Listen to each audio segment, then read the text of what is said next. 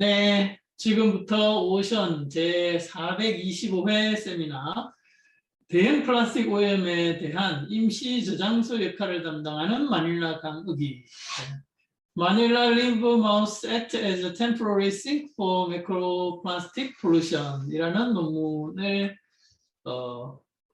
공부해 보겠습니다. 논문 모양을 먼저 보시면 이게 프론티어 인 마린 사이언스에 2020년에 발표된 논문이고요. 여기 앞에 간단하게 요약문이 있는데 이걸 제가 좀 전에 긁어가지고 구글 번역에 돌려봤습니다. 그래서 요약문이 이렇게 되어 있습니다. 필리핀은 전 세계 해양 플라스틱 오염은 주요 원인 중 하나로 꼽힌다. 마닐라 대도시 지역의 여러 강은 육상 플라스틱 폐기물이 바다로 유입되는 주요 경로로 간주된다. 그러나 이러한 모델 추정치는 현장 데이터의 부족으로 인해 불확실한 상태로 남아있다. 따라서 이 연구의 주요 목표는 마닐라의 주요 강인 메이과이안, 툴라한, 파시그에서 부유 대형 플라스틱 플럭스와 고분자 분석, 그러니까 플라스틱 종류에 대한 현장 데이터를 수집하는 것이다. 우리는 11일 동안 강별로 두 위치에서 플라스틱의 플럭스, 플라스틱 종류, 그 다음에 유속을 측정했다. 각 강은 강 하구와 수킬로미터 상류에서 측정됐다. 그러니까 하구하고 상류하고 두 군데씩 했다는 거죠. 결과는 세 개의 강 하구에서 상류 및 하류 흐름 방향의 플라스틱 플럭스 사이에 유의미한 차이가 없음을 보여주었다. 메과이안 및 파시그 강은 상류 위치에 비해 강 하구에서 상당히 높은 플라스틱 플럭스를 가지고 있다. 관찰 결과 담수 배출량이 적은 기간 동안 강 하구에서 대형 플라스틱이 축적되었음을 시사한다. 이 경우 순간 소승 플럭스는 주로 조석의 역학에 의해서 결정된다라고 하고 있습니다. 그러니까 강의 흐름보다 조석이 더 중요하다는 거죠. 특히 이게 그 건기라서 물이 많이 안 나가니까 우기라면 물이 이렇게 쓸고 나갈 거잖아요. 그런데 그렇지 않았기 때문에 조석이 더 중요했고, 그러니까 플라스틱이 일시적으로 강 의기에 남아 있다가 썰물 때나 혹은 유출량이 증가할 때, 특히 홍수가 난다든지 폭우가 온다, 태풍이 온다든지 이러면 쓸려 나갈 수 있다는 것을 보여준다. 그래서 강의기의 보유 능력으로 인한 해양으로의 순 플라스틱 유출량을 추정할 수가 없었다, 자기들은. 그리고 그런 연구를 할 때도 이런 역학을 잘 고려해야 된다는 거죠. 그래서 강변 매크로플라스틱의 수속 및 순 유출에 대한 조성 역학의 역할에 대한 추가 조사가 필요하다라는 것이 이 논문의 요약이고 주요 핵심 내용입니다. 그래서 어떻게 보면 별게 없거나 내지는 우리가 생각해왔던 것하고 조금 다르죠. 유속이 빠를수록 플라스틱이 많이 빠져나갈 것 같잖아요. 근데 특히 이런 개방형 하구이고 그 다음에 건기라서 강 수위가 낮을 때는 그런 것보다는 조석 영향이 더 클 수 있다라는 것이 논문의 주요 내용이고요. 논문으로 돌아가 가지고 한번 보시면 이 논문은 여기 와게닝겐 대학교, 네덜란드의 와게닝겐 대학교 연구진하고 디오션 클린업이라고 그 태평양에다가 쓰레기 차단막 만들 거라고 한 고얀 슬래시 만든 그 단체의 연구진이 주로 한 거죠. 거기서 태평양 한가운데다가 차단막 하는 게 잘 안 될 것 같으니까 강으로 많이 왔어요. 그래서 강에다 차단막을 하는 게 더 낫다. 이런 연구를 많이 하고 있는데 그 연구 성과 중에 일부이고요. 재밌는 건 마닐라 현지에 있는 Science of Identity Foundation이라는 곳에서도 연구에 참여를 했고, 그 다음에 필리핀 대학교 딜만에서도 참여했는데, 사실 저희가 필리핀 사업을 준비하고 있잖아요. 마닐라만 사업을. 그런데 우리 그 제안서에서 참고했던 필리핀 강에서 플라스틱 종류 조사 결과가 이미 이렇게 발표가 되어 있거든요. 근데 그걸 요 탐출링이라는 요 분이 발표를 했어요. 그래서 우리가 잘 써먹었는데 어쨌든 그 결과도 여기서 나온 거였어요. 네, 사실은. 그러니까 이 현장 조사 결과가 이 논문 외에도 한두 가지 정도로 더 논문이나 발표 자료로 쓰였는데 어쨌건 요 강에서 플라스틱이 어떻게 빠져나가느냐, 움직이느냐에 대한 결과를 이렇게 논문으로 냈고요. 나중에 나오겠지만 이 논문의 조사 현장이 된 이 세 개의 강이 전 세계적으로 봐도 굉장히 중요한 플라스틱 배출원이라는 것도 알 수 있습니다. 그 결과 보여줄게요. 그래서 우리가 유심히 좀 봐야 된다. 그래서 좀 전에 요약문 읽었는데 핵심어들이 이렇게 있으니까 보시면 될 것 같고, 표 그림 먼저 볼까요? 이게 이제 필리핀의 마닐라가 이렇게 있고, 여기 마닐이 이렇게 쫙 돼 있죠. 마닐라 베이가. 예.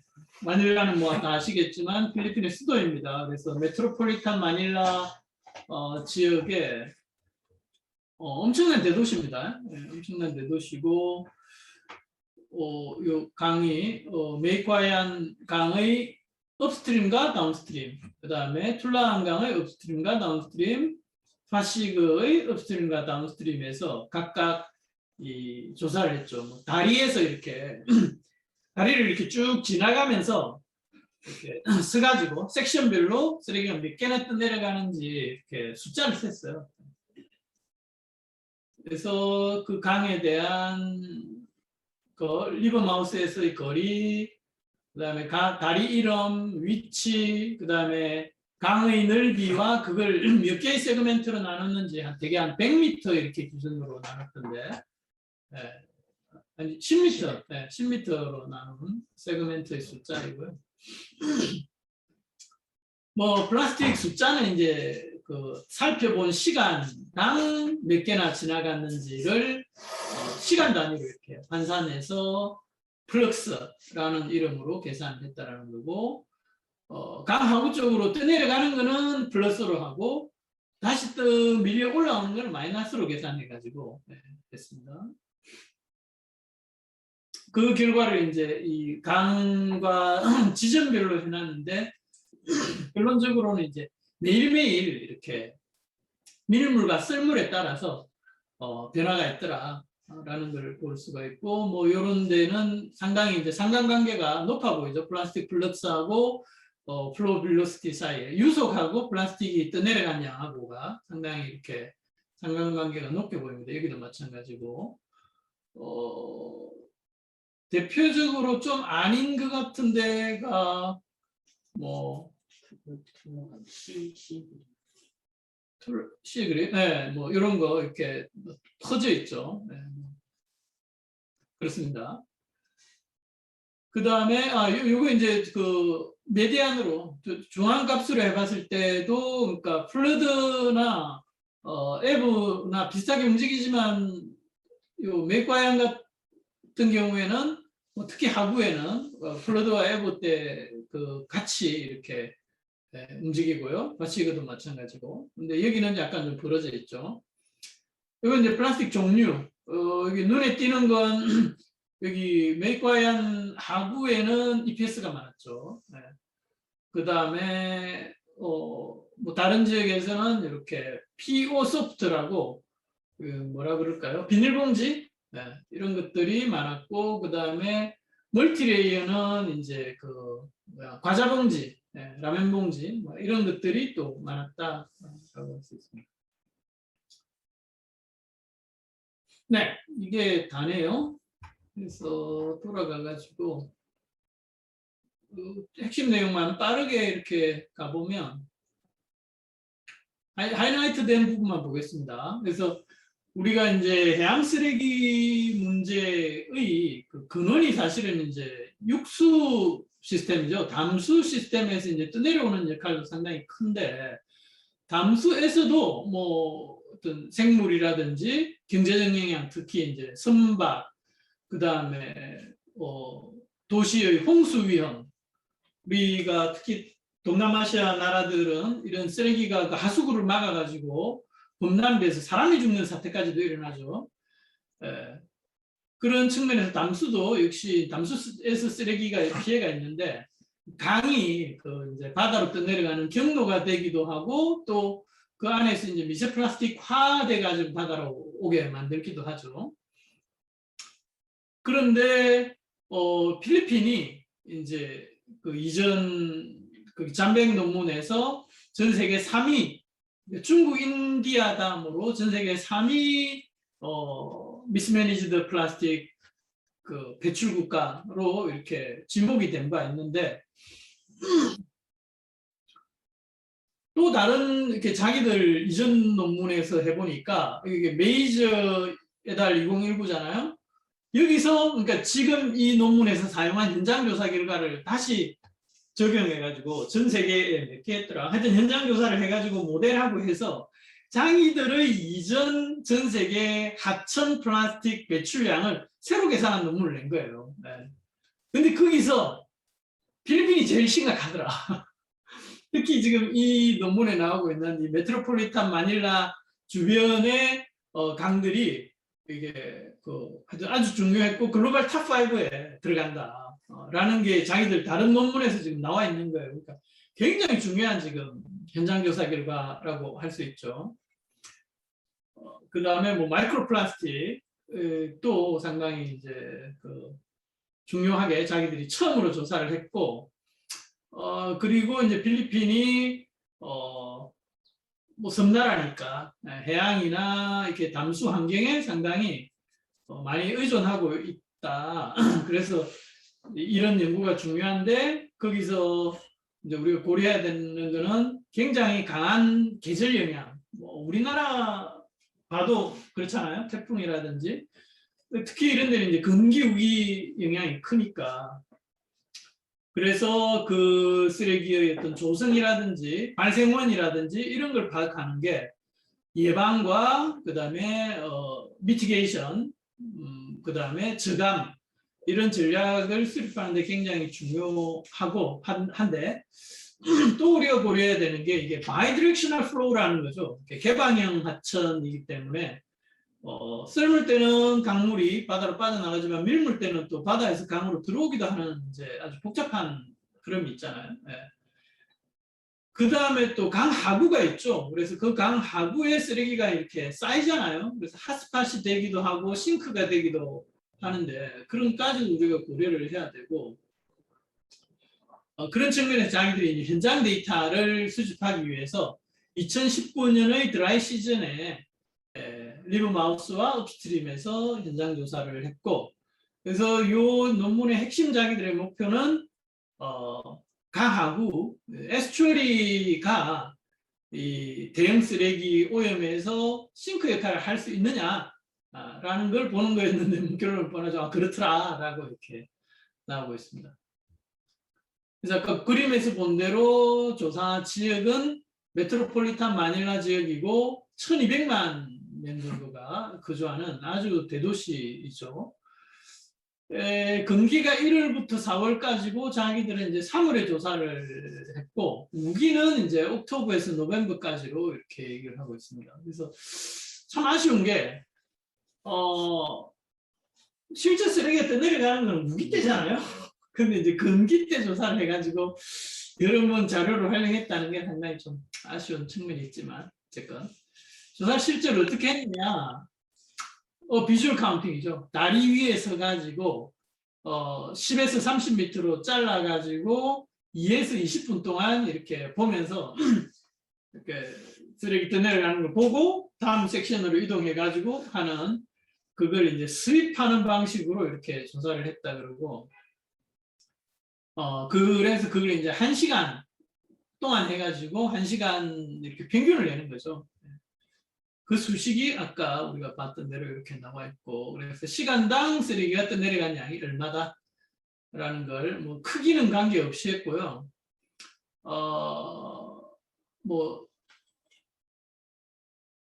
뭐였지? 수심이죠 이게. 아니다. 높이는 3에서 5m 높이고 맥시멈 덱스는 한 뭐 10cm, 10cm 정도까지는 잠겨 있을 수 있다. 이렇게까지 봤다라는 거고, 제일 작은 사이즈 한계는 1cm 정도까지는 우리가 다 봤다라고 자기들은 그걸 보고 있고, 윈드 스피드나 디렉션도 중요할 건데 뭐 이렇게 그 측정하지는 않았다 그러고요.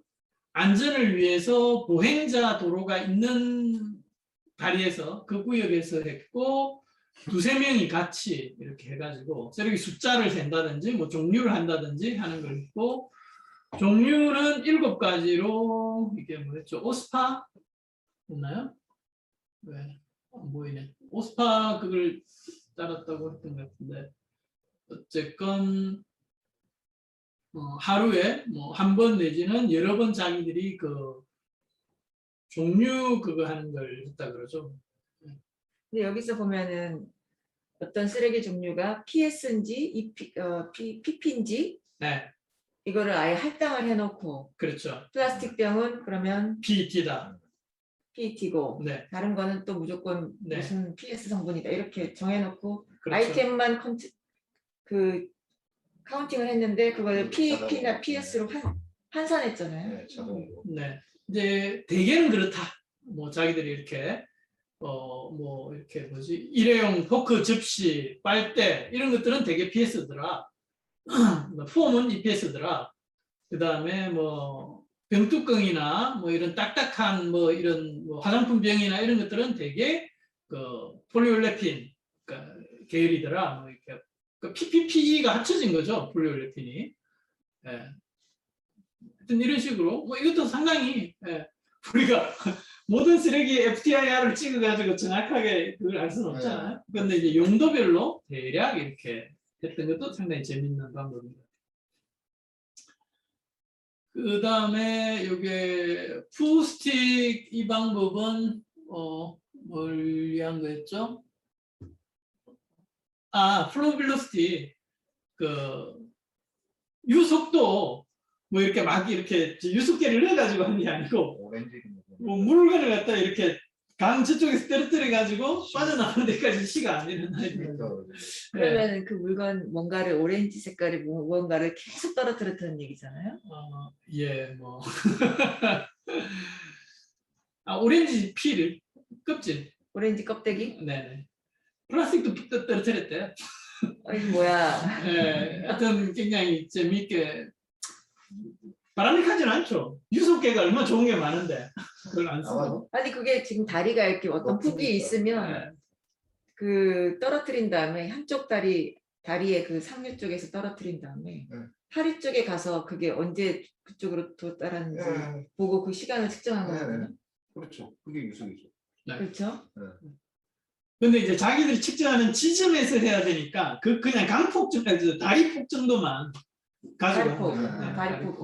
여기서 떨치면 그 다리폭에서 그 양쪽에서 어떤 사람이 두 사람이 서가지고 나 여기 떨어뜨린다 시작하면 네네. 이쪽에서 시간 착착착 하다가 몇 초 뒤에 발견했다. 네. 이걸 기록해 갖고 속도를 내는 거예요. 네. 그다음에 그 조석 정보는 월드 타이드라는 데이터베이스에서 마닐라 베이 걸 가져왔다 그러고요. 네. 뭐 우리도 이제 해외 조사나 이런 걸 할 때 또 우리나라에 대해서는 우리나라 워낙 그 해양조사원에서 상세한 자료가 나올 건데 이렇게 상세. 네, 그런 게 없을 때는 이제 이런 거 참고해야 될 것 같고요. 통계는 뭐 이렇게 그 플럭스하고 유속하고 해가지고 그 상관관계가 있냐, 그 다음에 뭐 상류와 하류의 차이가 있냐, 블러드와 에버타이트 때 차이가 있냐, 뭐 이런 것들을 통계적인 방법으로 비교했다까지 있습니다. 그냥 결과까지 넘어갈까요? 방법이 좀 여기는 되게 흥미로운 건데, 네.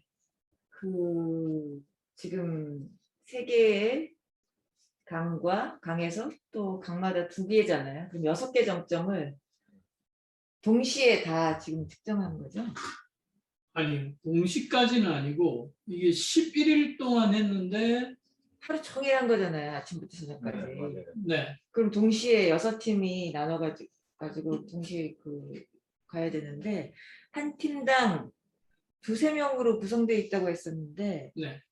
그걸 측정하는 사람과 그다음에 속도를 측정하는 사람과 플라스틱인지 약간 PP인지 PS인지 그런 아이템을 그 측정하는 게 어떻게 이루어지는지, 그다음에 인원이 두세 명 갖고는 절대 안 될 것 같은데 한 정점에서도 세그먼트가 있잖아요. 네. 근데 세그먼트를 한 사람, 두세 사람이 다 하는 게 아니고 그 세그먼트에 각자 뭔가 팀이 있지 않으면 측정이 어려울 것 같거든요. 그 예전에 우리 했던 제가 것처럼.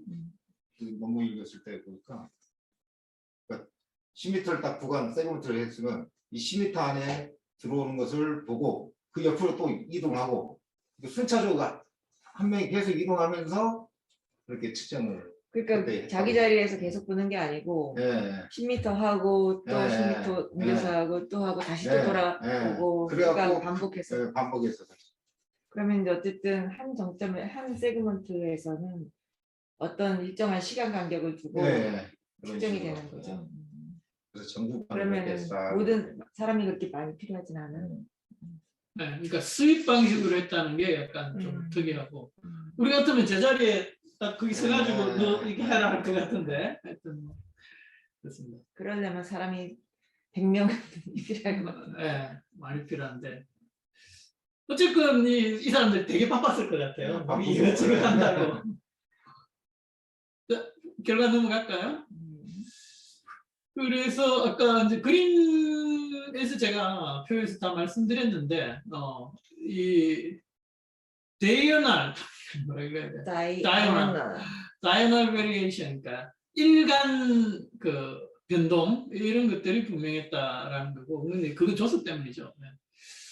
그래서 뭐 이렇게 제일 플럭스가 높았던 데는 맥과이안 강이었는데 이게 한 자릿수가 높아요. 다른 강보다. 그리고 뭐 말씀드린 것처럼 양쪽으로 물이 이렇게 빠져나가기도 하고 올라오기도 하고 했다는 거고, 유속의 범위는 이제 파시그의 하구와 맥과이안 하구가 폭이 이렇게 마이너스부터 뭐까지 이렇게 굉장히 넓었다 그러고, 유속이 이렇게 분명히 달랐는데 메이커아이안하고 톨루안에서는 달랐죠. 그런데 파시그에서는 그 상류와 하류 사이에 유속의 그 유의한 차이는 없었다 그러고요. 뭐 하부 쪽이 뭐 어쩌면 당연한데 플라스틱 플럭스가 한 자릿수 이렇게 높게 나타났다 그러고, 그 다음에 플러드 타이드 때 플러드가 올라오는 거잖아. 네. 그렇죠. 밀물. 네. 근데 플라스틱 플럭스가 밀물 때도 높았다고. 상당히 좀, 그러니까 밀물 때는 물이 밀려가 올라가니까 마이너스가 돼가지고 안 클 것 같은데, 네. 어쨌든 그름에도 불구하고 떠내려가는 양이 더 많았다 그러고요. 그렇기 때문에 이게 핵심은 그거죠. 요 숫자들이 자기들이 관측한 지점에서 왔다 갔다 한 양이지 실제로 그게 바다로 들어가는지는 알 수가 없다. 그건 계산할 수가 없다라는 게 이제 핵심입니다. 그러니까 우리도 뭐 금강이나 이렇게 해봤지만 금강 하구 쪽은 막혀 있으니까 뜨내려 다시 안 올라오죠. 그러니까 우리가 뜨내려 갔다라고 할 수가 있는데, 그렇지 않은 개방형 하구에서는 이런 관찰을 통해 가지고 실제 바다로 얼마나 내려갔다라고 하는 계산하기 힘들다는 거고, 실제 자기들이 그런 시도를 뭐 베트남의 사이공강에서도 하고 독일의 세르강에서도 하고 했었는데, 그런 숫자들이 굉장히 취약한 어떤 그다라는 걸 스스로 이제 밝혔다는 게 상당히 놀라운 거예요. 그런데 이 사람들 논문이 계속 그래요. 낼 때마다 자기들의 이전 결과가 뭐가 잘못되어 있었는지를 사실은 굉장히 뭐라 그럴까 직접적으로 직접적으로 지적하면서 우리가 이런 방법으로 해서 이렇게 추정을 했는데 그건 뭐 4분의 1에 불과하더라. 뭐 하여튼 엄청 잘못된 게 많더라라는 걸 계속 이제 하면서 자기들 어떤 모델링 결과를 뭐라 그럴까 다듬어 나가는, 수정해 나가는 그런 것들이 참 재밌습니다. 그래, 이따 얘기합시다. 네. 댓글하면 돼 있겠죠. 네. 그래서 뭐 우리 아까 그림에서 봤지만 되게 이제 플럭스하고 그 유속하고는 대부분 이렇게 양의 상관관계를 유의한 상관관계를 가지고 있었는데 그게 이제 그 내려가는 거하고 올라오는 거하고 별도로 했을 때는 뭐 또 안 그런 경우도 있더라 라고 얘기를 하고 있습니다. 그래서 뭐 바시그 같은 경우에는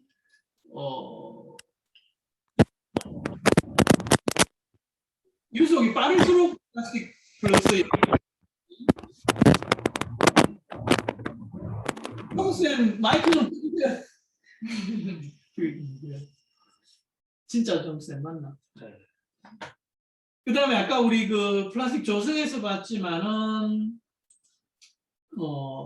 뭐지? 뭐 피오 소프트라고 하는 피오 소프트 그러니까 네, 비닐봉지하고 과자봉지, 라면봉지 같은 것도 많았고 특히 메이크와이안 다운스트림에서는 EPS가 상당히 많았는데 그 EPS를 이제 수산물 상자 뭐 이런 것들과 연관시켜 가지고 하여튼 수산업의 영향 이런 것도 있다 이렇게 나중에 아마 디스커션에 나올 겁니다.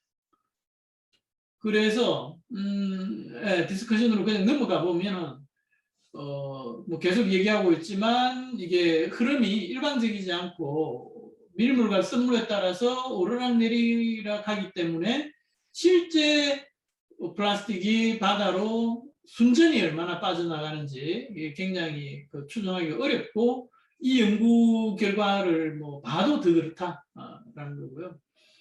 그 다음에 자기들이 이전에 냈던 논문하고는 상당히 좀 다른 이렇게 결과들이 있더라.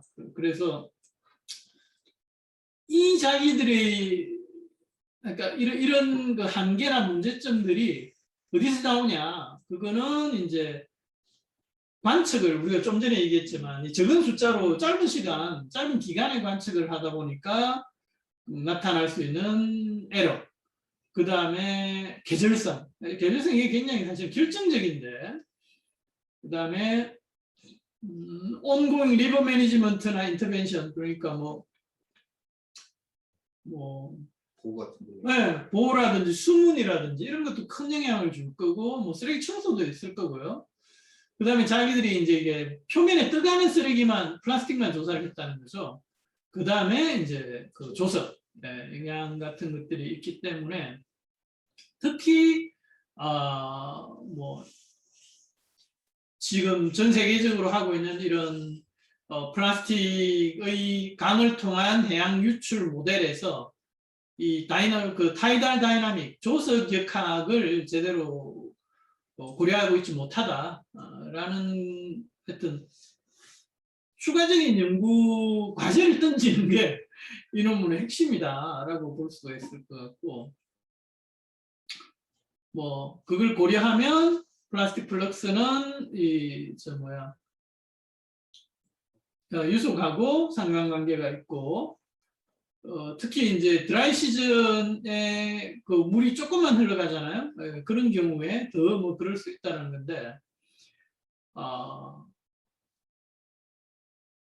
뭐 실제 바다로 떠내려가는 양은 강 하구 쪽이 더 가깝겠지만 하구라고 해도 물이 왔다 갔다 한다라는 거고 이전의 연구 결과에서도 이제 이게 샌드강 맞겠죠 로렌츠 강 하구가 플라스틱이 쌓이는 그런 어큐뮬레이션 싱크 그런 결과를 할 수가 있고 그것이 나중에 이제 물이 불어나가지고 담수가 이제 대량으로 빠져나갈 때 그런 쓰레기들이 한꺼번에 빠져나갈 수 있다.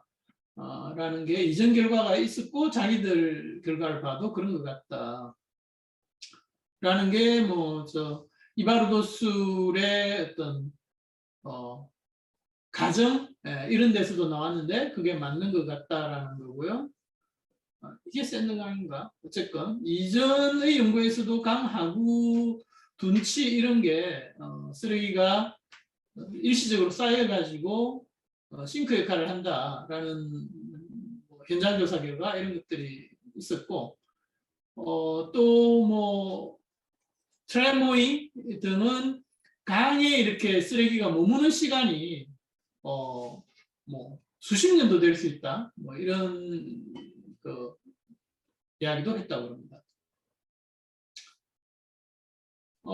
그 자기들 조사한 양을 가지고 추정했을 때 그 양이 맥과이안 리버 같은 경우에는 실리웅 리버, 자카르타 업스트림 뭐 하고 비슷하다라고 하고 뭐 하여튼 다른 강들하고 이렇게 비교를 하고 있고요. 근데 말씀드린 것처럼 이게 시즈널 사이클을 포괄하지 못하는 건기에 11일 조사한 걸로는 상당히 이제 한계가 많을 수밖에 없기 때문에 우기에 방류량이 많을 때 조사하는 게 필요한데 또 이때는 이때대로 한계가 많죠. 물이 빨리 흘러가기 때문에 떠내려가는 쓰레기들을 다 이렇게 보기가 힘든 물 밑으로 떠내려가는 그런 문제가 있습니다. 그걸 측정을 하려면 망 같은 걸 물 밑으로 넣어야 되는데 떠내려가 버리겠죠. 네, 그런 또 하여튼 조사에 어려움이 있다는 거죠. 익스트림 웨더 컨디션에서. 근데 필리핀도 사실은 제가 우리 그 마닐라만 그걸 보면은 태풍 때 엄청난 양의 쓰레기들이 이렇게 떠내려가 가지고 막 뉴스에 막 나오고 하여튼 난리가 나요. 그렇기 때문에 이 익스트림 웨더 컨디션에서 일어나는 현상이 쓰레기 발생량이 지금 여기에 조사된 거하고는 비교도 안 되게 크게 영향을 주고 있다라는 거고요.